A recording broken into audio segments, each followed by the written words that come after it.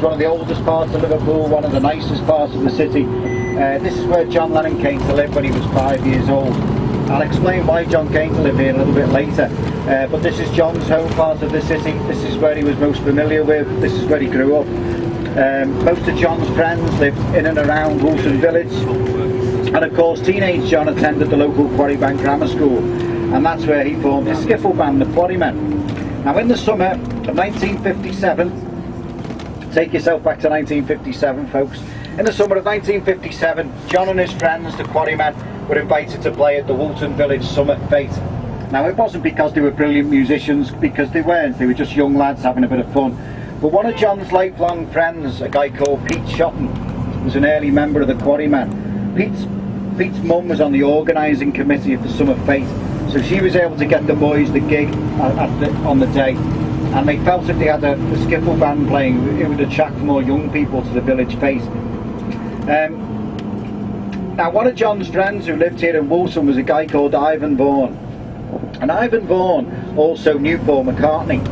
So Ivan said to Paul McCartney, would you like to come to the Woolton Village Summer Fete this Saturday and see my friend John Lennon and his band the Quarrymen play? And Ivan also said to Paul, there'll be loads of girls there, you'll be able to chat them all up. So Paul thought that was a good idea. I think he gave for the girls rather than the music folks. But this all happened on Saturday the 6th of July 1957.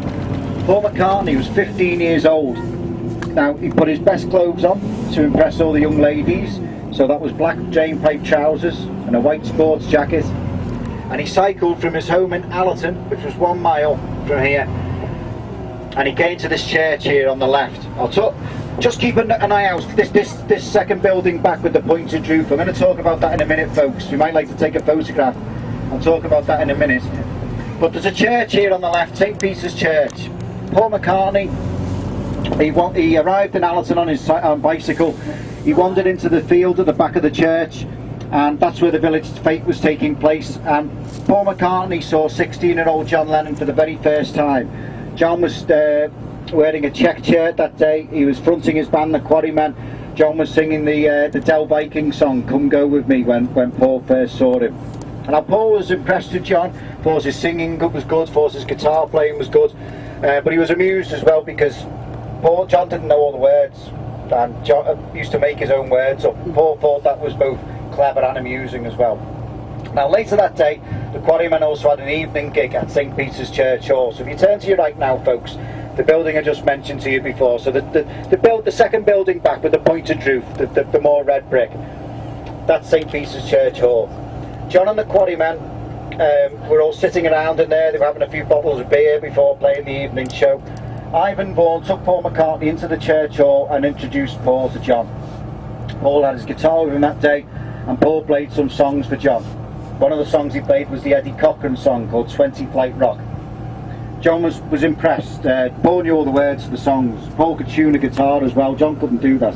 So John was really impressed with Paul. In fact, Paul was probably a more accomplished musician at that stage than John. And John was impressed, and John sent word a couple of days later that he'd like Paul to join the Quarrymen, and Paul joined of course. And they say that's the greatest day in rock and roll history, the day that John Lennon met Paul McCartney. And there's a plaque on the church hall there that commemorates that day. And when John was asked about that day years later when he was famous, John said, yeah, that was the day I met Paul, that it started moving. And that's what it says on the plaque. So very historical place folks, Woolton Village, you know, the start of rock, the greatest day in rock and roll history, we always say, when the day John Lennon met Paul McCartney. Now as we move away now, if you look to your left into the graveyard here, one of the gravestones here has the name Eleanor Rigby on it. And of course Paul sang about Eleanor Rigby on the Beatles' Revolver album in 1966. Now when Paul has been asked about how he created the name Eleanor Rigby, Paul's given other reasons. He has said really it's got nothing to do with the gravestone there, it's just a coincidence. But one thing he did say, he said maybe he'd just seen the name and it stayed with him. We like to think so anyway, and certainly people are interested in the grave of Eleanor Rigby. She was a real lady, but she died well before the Beatles were even born. But that's where her grave is in St. Peter's.